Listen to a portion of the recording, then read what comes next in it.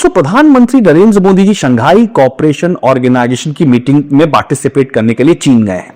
उस Shanghai cooperation organisation काफी ज्यादा चर्चा में है, तो आइए इस वीडियो के माध्यम से हम शंघाई कोऑपरेशन ऑर्गेनाइजेशन के बारे में बात करते हैं।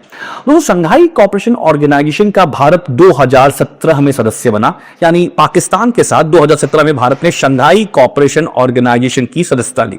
भारत और पाकिस्तान ने एक साथ सदस्यता ली। इस कारण से जब भारत ने शंघाई कोऑपरेशन ऑर्गेनाइजेशन की सदस्यता ली थी, मेंबरशिप ली थी, तो उस वक्त काफी ज्यादा कंट्रोवर्सी हुई थी कि क्या भारत पाकिस्तान के साथ एक ऐसे संगठन में पार्टिसिपेट करने के लिए जा रहा है जो मूलतः शायद इसलिए बनाया गया था कि द्विपक्षीय संबंधों को आपस में बैठ करके सॉल्व कर सकें।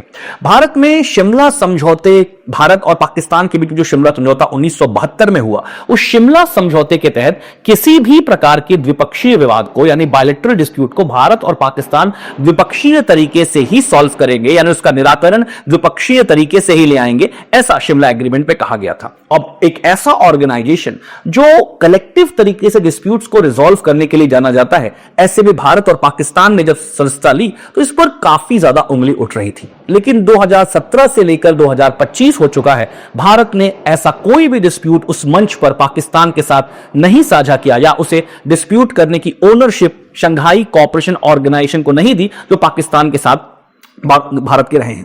खैर दोस्तों, मोदी जी का शंघाई कोऑपरेशन ऑर्गेनाइजेशन में पार्टिसिपेट करना अनेक वजहों से ऐतिहासिक है। पहला, 2 बार Modi ji Shanghai cooperation organisation की मीटिंग में पार्टिसिपेट करना स्किप कर चुके हैं, यानी पिछले 2 वर्षों से Modi ji Shanghai cooperation organisation की मीटिंग में पार्टिसिपेट नहीं कर रहे थे। रीजन था भारत और चीन के बीच में गालवान कॉन्फ्लिक्ट, जो कोविड में, यानी जब कोविड लगा था मई 2020 में भारत और चीन के बीच में गालवान कॉन्फ्लिक्ट हुआ, और गालवान कॉन्फ्लिक्ट के बाद दोस्तों भारत और चीन के बीच में जो टेंशंस हैं वो एस्केलेट होती चली गई, बढ़ती चली गई। इस वजह से भारत ने 2 बार शंघाई कोऑपरेशन ऑर्गेनाइजेशन की मीटिंग में पार्टिसिपेट करने से मना कर दिया। हालांकि हमारे जयशंकर साहब पार्टिसिपेट करने के लिए गए थे, लेकिन वो एक समिट है, उसमें मोदी जी ने अपनी पार्टिसिपेशन करने से मना कर दिया। इसके बाद भारत और चीन के संबंधों में पिछले 1 सालों में काफी ज्यादा सुधार आया है। रीजन है डोनाल्ड ट्रंप।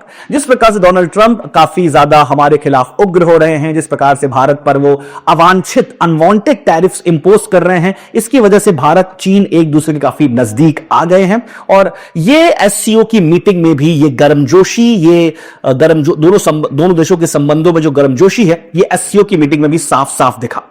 दोस्तों, एससीओ की मीटिंग कई मायनों में ऐतिहासिक इसलिए भी है कि इस शंघाई कोऑपरेशन ऑर्गेनाइजेशन की ये मीटिंग एक नए प्रकार के जियोपॉलिटिकल मैट्रिक्स को रेडी कर रही है, खासतौर से एक ऐसे युग में जब अमेरिका लगातार भारत के साथ संबंधों को गिरा रहा है।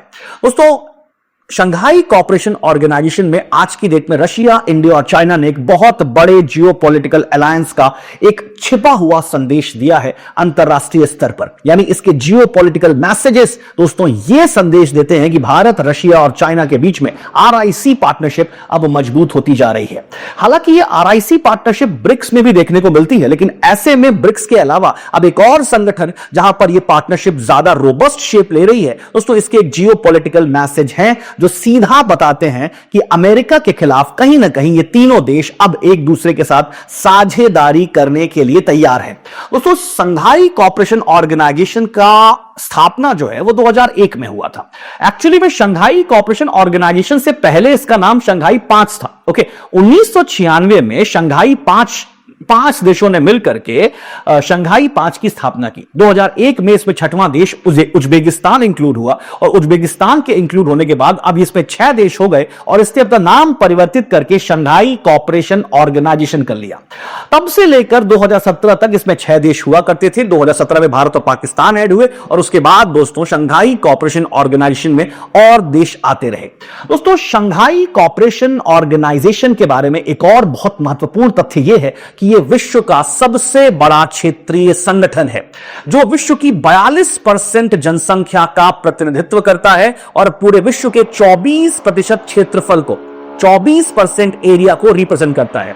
दोस्तों, क्षेत्रीय संगठन अमूमन वो संगठन होते हैं क्षेत्रीय संगठन अमूमन वो संगठन होते हैं जो एक क्षेत्र विशेष में बनाए जाते हैं, जैसे आसियान, जैसे अफ्रीकन यूनियन, जैसे यूरोपियन यूनियन। उसी प्रकार शंघाई कोऑपरेशन ऑर्गेनाइजेशन भी वो है जो यूरोप और कह सकते हैं एशिया के बहुत सारे देशों को एक नजदीक लाता है।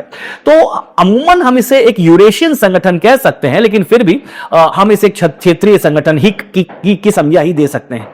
दोस्तों, शंघाई कोऑपरेशन ऑर्गेनाइजेशन की यह मीटिंग एक और बहुत ही व्यापक संदेश देती है, और वो है साउथ साउथ कोऑपरेशन। दोस्तों, जिस प्रकार से आज पूरा वर्ल्ड में खेमेबाजी चल रही है ग्लोबल नॉर्थ और ग्लोबल साउथ के बीच में, ऐसे में शंघाई कोऑपरेशन ऑर्गेनाइजेशन वो संगठन के रूप में इवॉल्व होता दिखाई दे रहा है जो ग्लोबल साउथ पार्टनरशिप को, यानी साउथ साउथ को की पार्टनरशिप को, ग्लोबल साउथ के देशों की पार्टनरशिप को ज्यादा मजबूत कर रहा है। और ये वेस्टर्न कंट्रीज के लिए थोड़ी सी एक वेस्टर्न कंट्रीज का एक अल्टरनेटिव रेडी हो रहा है। वेस्टर्न कंट्रीज और वेस्टर्न कंट्रीज की न जाने कितने पॉलिटिकल स्कॉलर्स थे तो इसे एशियन नाटो तक की संज्ञा दे दी है। हालांकि इसे एशियन नाटो कहना गलत होगा, क्योंकि पूरी तरीके से एक सैन्य संगठन है, एक डिफेंस पार्टनरशिप है। नाटो जिस ट्रीटी से बना, वॉशिंगटन ट्रीटी की अगर हम आर्टिकल 5 को देखें, यानी नाटो जिस संगठन से बना, जिस ट्रीटी से बना, उसकी आर्टिकल 5 को पढ़ें तो ये कलेक्टिव डिफेंस मैकेनिज्म में बिलीव रखते हैं, यानी नाटो में किसी एक भी देश पर हमला पूरे नाटो पर हमला माना जाएगा। यानी नाटो एक कलेक्टिव डिफेंस पार्टनरशिप में यकीन रखता है, जो शंघाई कोऑपरेशन ऑर्गेनाइजेशन में ऐसा कोई भी प्रोविजन दोस्तों नहीं है। तो इसको एशियन नाटो की संज्ञा देना गलत है। हां, इतना जरूर कह सकते हैं कि ग्लोबल नॉर्थ के लिए यह एक साउथ साउथ कोऑपरेशन का एक ऐसा मंच है जिससे हो सकता है ग्लोबल नॉर्थ के बहुत सारे कंट्रीज असुरक्षित महसूस कर रहे हो। दोस्तों, शंघाई कोऑपरेशन ऑर्गेनाइजेशन के बारे में और आप क्या जानते हैं, यह हमें जरूर बताएं, और इसी प्रकार के वीडियोस को देखने के लिए हजेला आईएएस को सब्सक्राइब करें।